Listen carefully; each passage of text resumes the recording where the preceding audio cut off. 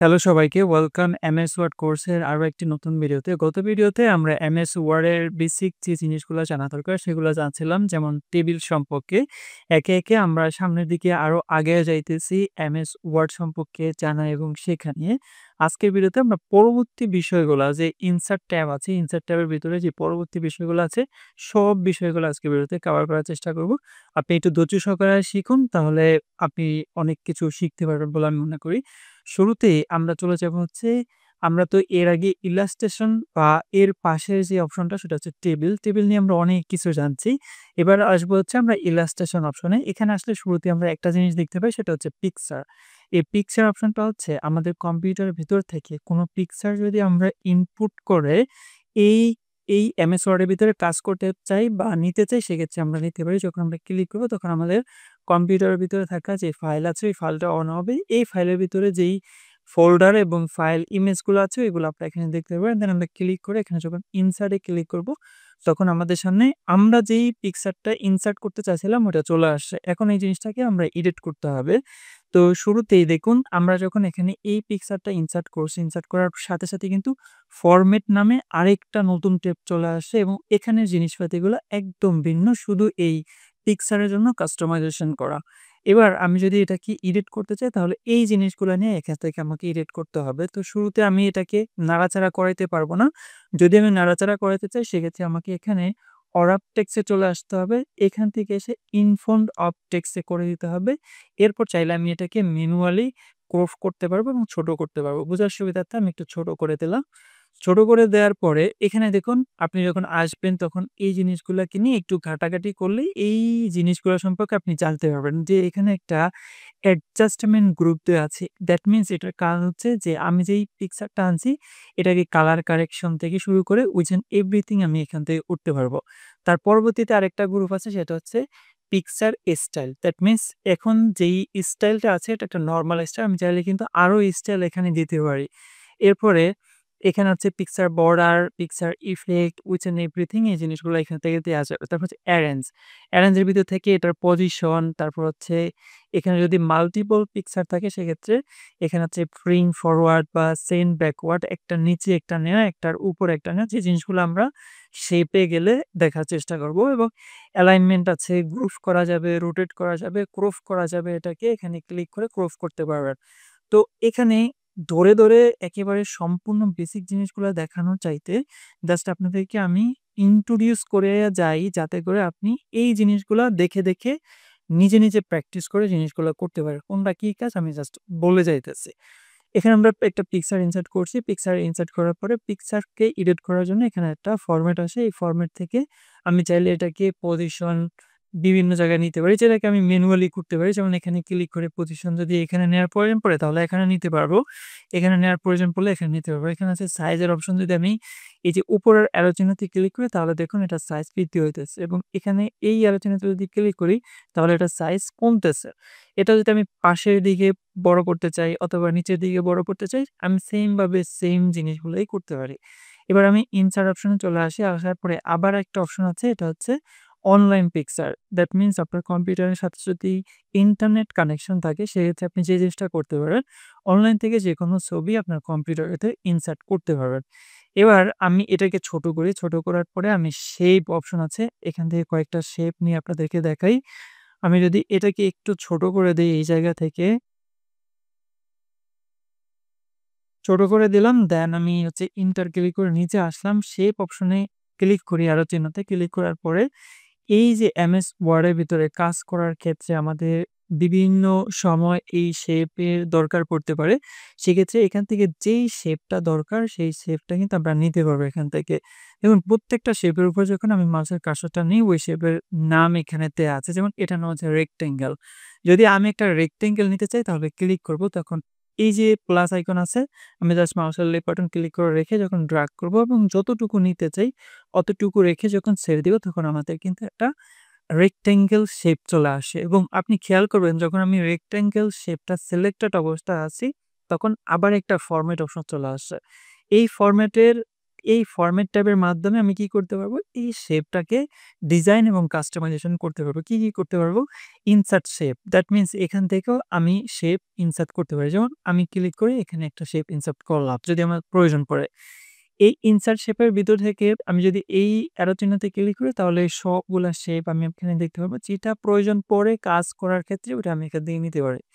তারপরে যদি আমি এই জায়গায় আসি তাহলে দেখতে পারবো শেপ স্টাইল। তাহলে এই যে শেপটা আছে এই শেপের স্টাইলটা আমি পরিবর্তন করতে পারবো। কালার কারেকশন থেকে শুরু করে আপনি অবশ্যই এখানে শেপ স্টাইল মানে কি সেই জিনিসটা আপনি বুঝতে পারতেছেন। এখান থেকে শেপ ফিল কালারটাও আমরা পরিবর্তন করতে পারি। অন্য কালার যদি দিতে চাই এই শেপের জন্য সেক্ষেত্রে আমরা সেই কালারটাও কিন্তু এখানে ইউজ করতে পারি।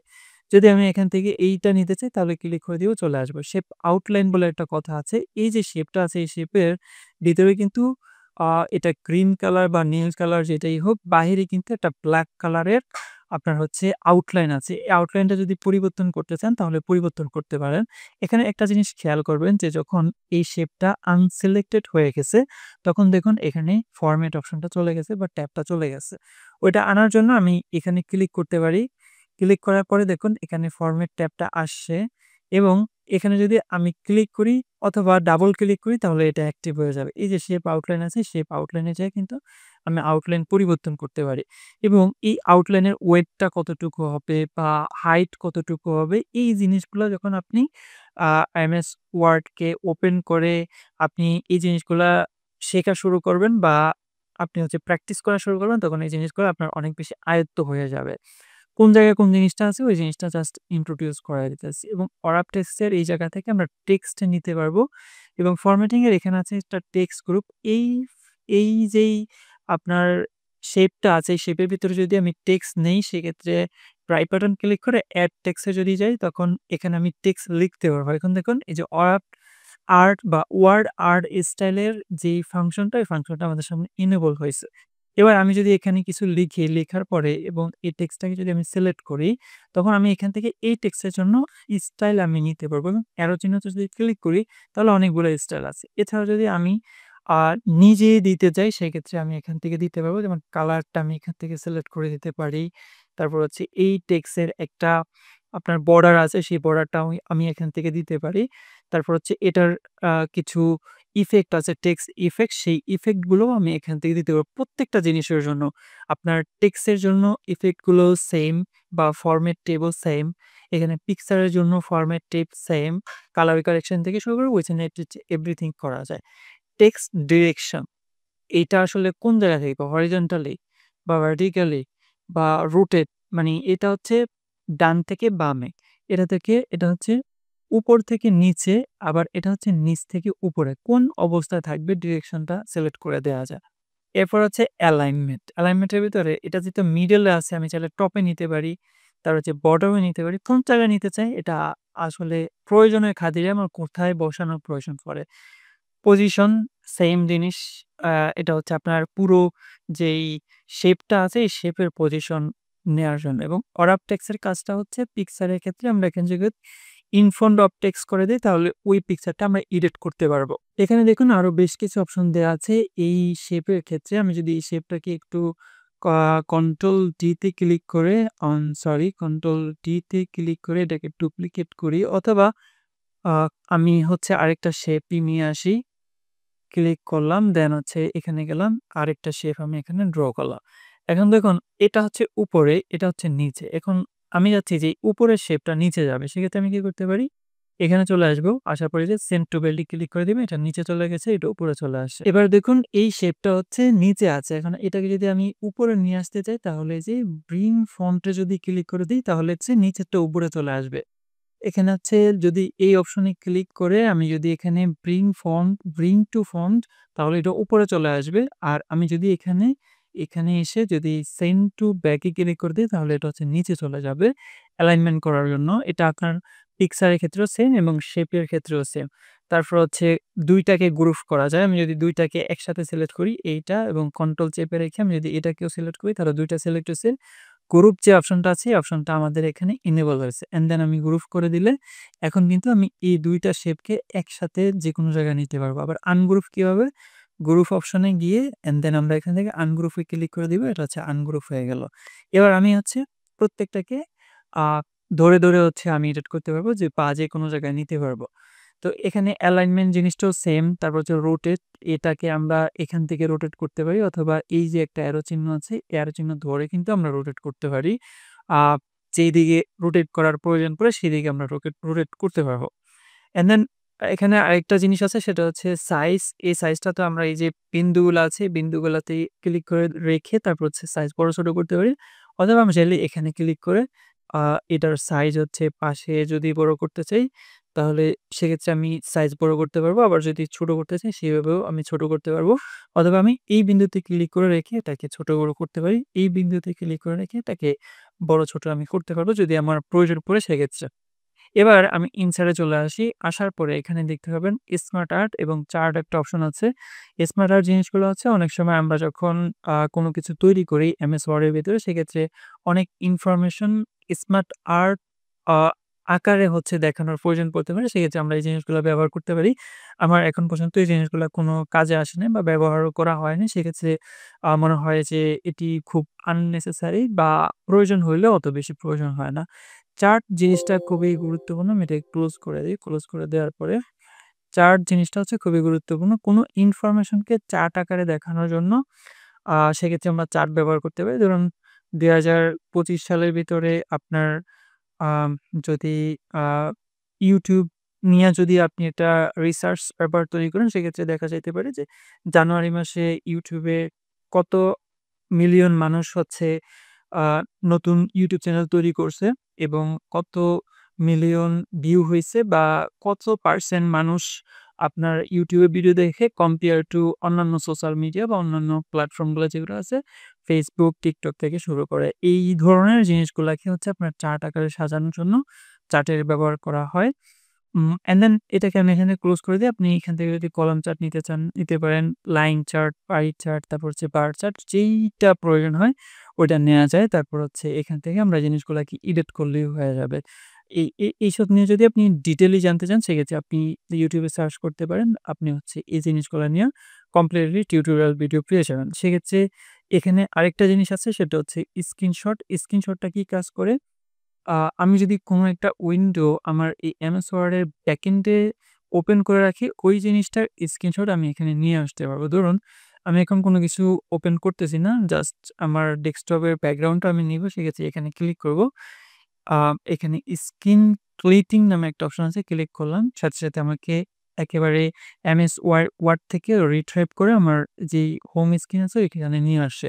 এবার আমি যদি এখানে ক্লিক করি তাহলে এতটুকু যদি নিতে চাই তাহলে এতটুকু সিলেক্ট করে আমি যখন ছেড়ে দিব তখন একটা স্ক্রিনশট চলে আসে আমি যতটুকু সিলেক্ট করছিলাম।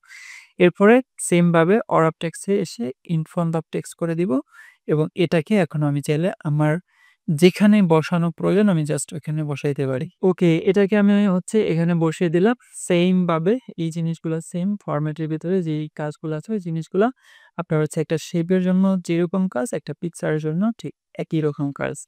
ইনসার্টে চলে আসার পরে স্ক্রিনশট, এখান থেকে আমরা চলে যাব কমেন্ট অপশন। এই কমেন্ট অপশনটা হচ্ছে আপনার এই পেজের ভিতরে যদি ইনফরমেটিভ কোনো জিনিস কমেন্ট আকারে রাখতে চান সেক্ষেত্রে আপনি রাখতে পারেন। যেমন আমি এখানে কমেন্ট ক্লিক করছি আর এখানে একটা অপশন আছে। আমি জাস্ট বুঝার সুবিধার্থে হাই লিখে দিলাম। এবার আমি যদি বাইরে ক্লিক করে দিই তখন কমেন্ট একটা সাইন চলে আসে। আমি যদি এখানে ক্লিক করি তখন এখানে আমি কি কমেন্ট করে রাখছি বা কি ইনফরমেশন লিখে রাখছি ওই জিনিসটা আমি এখান থেকে দেখতে পাবো। এর পরবর্তীতে আমরা হেডার এবং ফুডার যে সেকশনটা আছে ওই সেকশনটাতে চলে আসবো। এখানে আসলে আমরা ৩ টা জিনিস দেখতে পাচ্ছি। ৩ টা জিনিসের ১ম টা হচ্ছে হেডার, ২য় টা হচ্ছে ফুটার এবং তার পরবর্তীটা হচ্ছে পেজ নাম্বার। হেডারে কি কাজ? হেডার হচ্ছে আপনি যদি বই লিখেন সেক্ষেত্রে আপনি একটা হেডার দিতে পারবেন উপরে, মানে প্রত্যেকটা পেজে একটা হেডার থাকবে ওই জিনিসটা যদি আপনি সেট করতে চান। হেডারের স্টাইল কিরকম? যেমন আপনি যদি এখানে নিতে চান তাহলে উপরে আপনি কিছু লিখতে পারবেন টেক্সট। আবার এখানে ৩ টা টেক্সট দিতে পারবেন। একটা হচ্ছে লেফটে, একটা হচ্ছে মিডলে, একটা হচ্ছে রাইটে।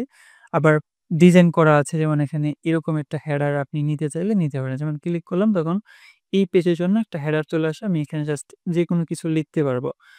আ এটা হচ্ছে প্রতিটা পেজের উপরে থাকে কোনো ইনফরমেশন নেয়ার জন্য। এবার আমি যদি এটাকে ক্লোজ করতে চাই তাহলে ক্লোজ হেডারে ক্লিক করে দিলেও এটা চলে যাবে, বা না গেলেও আমি যদি এখানে ইনসার্ট অপশনে চলে যাই, যাওয়ার পরে হেডারে চলে যাই। এখানে যাওয়ার পরে এই যে রিমুভ হেডার এ ক্লিক করে দেই তাহলে হেডারটা আমাদের এখান থেকে চলে গেল। ফুটার হচ্ছে নিচে দেওয়ার জন্য। যেই জিনিসটা আমি উপরে দিতে পারতাম বা উপরেও দিতে পারি এবং নিচেও দিতে পারি ফুটার। উপরে আমি হেডার দিছি, নিচে আমি ফুটারও দিতে পারি অথবা শুধু ফুটারও দিতে পারি অথবা শুধু হেডারও দিতে পারি। সেম ভাবে এই যে এখানে অনেকগুলা স্টাইল দেয়া আছে। আপনি কিরকম হেডার দিতে চান বা কিরকম ফুটার দিতে চান, সেই জিনিসটা এখান থেকে সিলেক্ট করে দিলে কিন্তু অটোমেটিক এড হয়ে যাবে। আর যদি রিমুভ করতে চান এই যে রিমুভ এখানে ক্লিক করে দিলে কিন্তু এটা রিমুভ হয়ে যাবে। এখানে ইম্পোর্টেন্ট যেটা আছে সেটা হচ্ছে পেজ নাম্বার। আমরা যদি প্রত্যেকটা পেজের নাম্বার দিতে চাই তাহলে আমরা কিভাবে নাম্বার দিতে পারি? যেমন টপ অফ পেজ নামে একটা অপশন আছে। এখানে যদি আসি তাহলে হচ্ছে আমরা শুরুতেই দেখতে পাচ্ছি যে এই জায়গায় একটা আছে এটা হচ্ছে ফরম্যাটটা হচ্ছে এরকম লেফটে থাকবে। আর এটার ফরম্যাটটা হচ্ছে মিডলে থাকবে আমরা যখন নাম্বারটা দিব এবং এটারটা হচ্ছে আপনার আ রাইটে থাকবে। আর এটারটা হচ্ছে আপনার পেজ নাম্বার থাকবে এবং পেজও লেখা থাকবে। এরকমটা নিতে চাই অথবা এরকমটা নিতে চাই বা কোনটা নিতে চাই সেটা জাস্ট এখান থেকে সিলেক্ট করে দিলে ওই পেজ নাম্বারটা এখানে চলে আসবে। দেখুন এখানে ৩ নাম্বার পেজের ভিতরে আমরা আছি। আমি যদি উপরে যাই তাহলে হচ্ছে এটা হচ্ছে ২ নাম্বার পেজ। এটা হচ্ছে আপনার ১ নাম্বার পেজ। এভাবে কিন্তু প্রত্যেকটা পেজে নাম্বার দেয়া থাকবে। আমি যদি ইনসার্ট অপশনে চলে যাই, পেজ নাম্বারে চলে যাই and then remove page number অথবা এইটাতে হচ্ছে টপে আমি কোন জায়গায় পেজ নাম্বারটা দিতে চাই অথবা বটমে দিতে পারি। এখানে যদি আমি নিচের দিকে দিতে চাই, এই যে নিচের দিকে ক্লিক করে দিলাম তখন এটা নিচের দিকে হয়ে যাবে। এখন আমি আছি ৩ নাম্বার পেজের ভিতরে। আমি ইনসাইড এ চলে যাই। ইনসাইড এ চলে যাওয়ার পরে পেজ নাম্বারে চলে যাই। এখানে রিমুভ পেজ নাম্বারে ক্লিক করে দেই। তখন এখান থেকে কিন্তু পেজ নাম্বারটা রিমুভ হয়ে গেল। তারপর আছে এখানে টেক্সট বক্স। এখানে কোনো কিছু লেখার জন্য রেডি করা কিছু টেক্সট বক্স দেয়া আছে যেটা আপনার পছন্দ। ওই টেক্সট বক্সটা আপনি এখান থেকে নিতে পারেন। নেওয়ার পরে জাস্ট এখানে ক্লিক করে দিলেই কিন্তু টেক্সট বক্সটা চলে আসে। এখানে আমার সিলেক্ট করা ছিল এই জায়গাটায় টেক্সট বক্স চলে আসে। আমি যদি এখানে ক্লিক করি, এই জায়গাটায়, এই জায়গাটায় ক্লিক করার পর নিচে আসি, ইনসার্ট এ চলে যাই অ্যান্ড দেন এখানে চলে যায় টেক্সট বক্স এবং এটা সিলেক্ট করি তখন দেখুন এই জায়গায় টেক্সট বক্সটা চলে আসছে। অনেক সময় আমাদের ছোট কিছু টেক্সট দেওয়ার প্রয়োজন পড়ে সেক্ষেত্রে আমরা এই জিনিসটা ব্যবহার করতে পারি। ইনসার্টের ভেতরে ছোট্ট একটা টেক্সট বক্স দেয়া আছে অনেকগুলা স্টাইল সহ। ওইটা আমরা এখানে নিয়ে আসা তারপর হচ্ছে ব্যবহার করতে পারি। তারপর হচ্ছে ওয়ার্ড একটা অপশন আছে অনেকগুলা রেডি করা, ডিজাইন করা টেক্সটের স্টাইল দেয়া আছে যেগুলো আমরা এখানে ব্যবহার করতে পারি। যদি আমি এই স্টাইলটা নিতে চাই ক্লিক করলাম তাহলে এই স্টাইল অনুযায়ী চলে আসে। এখন আমি যদি লিখি তখন ঐরকম স্টাইল অনুযায়ী কিন্তু এখানে টেক্সটের ফরমেট সবকিছু অটোমেটিক সাজানো থাকবে। অথবা আমি চাইলে এখান থেকে টেক্সট নিয়ে তারপর হচ্ছে আপনার ওইগুলাকে এরকম স্টাইল করতে পারি। আর অথবা আমি যদি চাই স্টাইল করা এখান থেকে নিতে, সেক্ষেত্রে আমি এগুলাকে নিতে পারি। এখানে আছে ড্রপ ক্যাপ। এই ড্রপ ক্যাপ জিনিসটা হচ্ছে আমি যদি এখানের এই টেক্সটের উপরে সিলেক্ট করি, আ এতটুকু সিলেক্ট করতে পারি অথবা এতটুকু সিলেক্ট করতে পারি। করার পরে এটা এনেবল হইছে। অ্যান্ড দেন আমি এখানে যখন ক্লিক করব, ক্লিক করার পরে দেখুন একটা অপশন দেয়া আছে। মানে শুরুর অক্ষরটা অনেক বড় থাকবে। এটা আমরা অনেক সময় পত্রিকার ভিতরে দেখতে পাই যে পত্রিকার শুরুর একটা শব্দ অনেক বড় থাকে, বাকিগুলা ছোট থাকে। এভাবে কিন্তু আমরা চাইলে জিনিসগুলা সাজাইতে পারি। তারপর হচ্ছে এই একটা আছে, এটা আরেকটু বড় থাকে টেক্সটটা যেমন ৪ টা ৩ টা লাইন এবং ৩ টা লাইনের জায়গাটায় হচ্ছে আপনার আম বড় হইয়া বিটা অনেক বড় হয়ে আসছে। এর পরবর্তীতে আমাদের যে টেক্সট গ্রুপটা আছে, এই টেক্সট গ্রুপের ভিতরে এখানে সিগনেচার নেওয়ার অপশন আছে। আপনি যদি চান কোন জায়গায় সিগনেচার এড করবেন সেটা এড করতে পারেন। এখানে আছে ডেট অ্যান্ড টাইম। আমি যদি কোন জায়গায় এমএস ওয়ার্ড এর ভেতরে ডেট অ্যান্ড টাইম নিতে চাই, আমি ম্যানুয়ালি চাইলে লিখতে পারি অথবা এখানে ডেট অ্যান্ড টাইম এ এসে আজকের যে দিন তারিখ অনুযায়ী আছে, ওই দিন তারিখ অনুযায়ী অনেকগুলা ফরমেট আছে দেখুন। আপনি কি শুধু ৬/১৯/২০২৫ চান? নাকি আপনি হচ্ছে আ আজকের যেই বার আছে ওই বার, তারপর হচ্ছে জুন ১৯, ২০২৫ এভাবে চান? নাকি জুন ১৯, ২০২৫ এভাবে চান? বা ৬/৯/২৫ এভাবে চান? কোন ফরমেটে চান ওই জিনিসটা বা এখন বর্তমান টাইম অনুযায়ী চান নাকি? সেই অনুযায়ী কিন্তু দেয়া যাবে। যেমন এখানে মিনিট এবং ঘন্টা, মিনিট এবং সেকেন্ড সহকারে এএম নাকি পিএম দেয়া আছে। আমি যদি সিলেক্ট করি, ওকে করি, তখন দেখুন টাইমের যে ফরম্যাটটা আছে ওই ফরম্যাটটা চলে আসছে। এছাড়াও যদি অন্য ফরম্যাট আপনি নিতে চান এখানে চলে যাবেন। যাওয়ার পরে যদি এখানে হচ্ছে আপনার এই ফরম্যাটটা নিতে চান তাহলে ওকে, তখন এই ফরম্যাটটা চলে আসবে। ডিপেন্ড অন আপনি কোন ফরম্যাটটা চান। তারপর হচ্ছে ইকুয়েশন এবং সিম্বল এই জিনিসগুলা হচ্ছে অনেক জিনিস আছে যখন আমরা ম্যাথমেটিক্যাল এবং বীজগণিত, পাটিগণিত নিয়ে কাজ করার প্রয়োজন পড়ে, সেক্ষেত্রে অনেক বিষয়গুলো আছে যে জিনিসগুলো হচ্ছে আমাদের কিবোর্ডের ভিতরে দেয়া থাকে না। ওইগুলা আমরা খুব সহজে এই ইকুয়েশনের জায়গা থেকে আমরা নিতে পারবো। আমি যদি এখানে যেকোনো একটা সিলেক্ট করি তাহলে দেখতে পাবেন যে এই জিনিসগুলো আসলে এখানে চলে আসবে এবং আমি চাইলে এখান থেকে জিনিসগুলাকে এডিট করতে পারবো এবং এখানে দেখুন ডিজাইন একটা ট্যাব চলে আসে।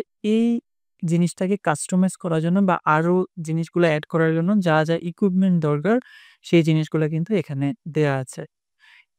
আমি এটাকে এখান থেকে আ ক্লোজ করে দিলাম। ইনসার্ট এ চলে যাই, তারপরে সিম্বল। কিছু সিম্বল আছে যে সিম্বল গুলো হচ্ছে আপনার কিবোর্ডে দেয়া থাকে না? আমরা যখন টাইপ করতে চাই, আমি যখন মোর সিম্বলে ক্লিক করি, তখন দেখুন এই যে এই সিম্বলটা কি আমাদের কিবোর্ডে দেয়া আছে। কিন্তু এই সিম্বলটা যদি প্রয়োজন পড়ে সেক্ষেত্রে আমরা কি করতে পারি? সিম্বলের ভেতর থেকে নিতে হবে। এই যে এই সিম্বলটা এগুলা কিন্তু আমাদের কম্পিউটারের কিবোর্ডের ভিতরে দেয়া নাই। সেক্ষেত্রে আমরা এই জিনিসগুলাকে হচ্ছে এই জায়গা থেকে এসে নিতে হবে। তারপর হচ্ছে স্পেশাল কিছু ক্যারেক্টার আছে যেগুলা হচ্ছে আপনার এই যে কপিরাইট, তারপর হচ্ছে আপনার ডলার সাইন বা আরো যেই জিনিসগুলো আছে এই জিনিসগুলো এখানে দেয়া থাকে না। আমাদের কিবোর্ডের ভিতরে দেয়া থাকে না। সেক্ষেত্রে এখান থেকে এসে আমরা এমএস ওয়ার্ড এর ভিতরে ব্যবহার করতে পারি এবং এখানে কিবোর্ড শর্টকাট সহ দেয়া আছে। এখানে সিম্বল দেয়া আছে এবং এখানে স্পেশাল ক্যারেক্টার গুলা দেয়া আছে। যেই জিনিসটা দরকার পড়ে সেই জিনিসটা নিয়ে আমরা জাস্ট কাস্টমাইজ করতে পারি। মোটামুটি ইনসার্ট এর ভিতর থেকে আপনাদেরকে যা দেখানোর এবং জানানোর সেই জিনিসটা জানানো হয়ে গেছে।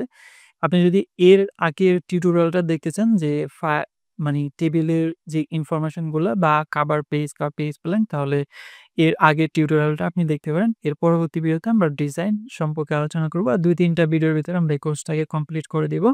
এরপরে আমরা আরো বেশ কিছু জিনিস জানার চেষ্টা করব যেগুলা খুবই ইম্পোর্টেন্ট এবং খুবই গুরুত্বপূর্ণ। যেমন কিভাবে একটা সিভি তৈরি করতে হয় বা আপনার প্রয়োজনে আ লেটার কিভাবে লিখতে হয়, সেই জিনিসগুলা নিয়ে হচ্ছে আমরা আলোচনা করব একটা ভিডিওতে, সেটা হবে একেবারে শেষের ভিডিও। তো দেখা হবে ডিজাইন ট্যাব নিয়ে পরবর্তী ভিডিওতে।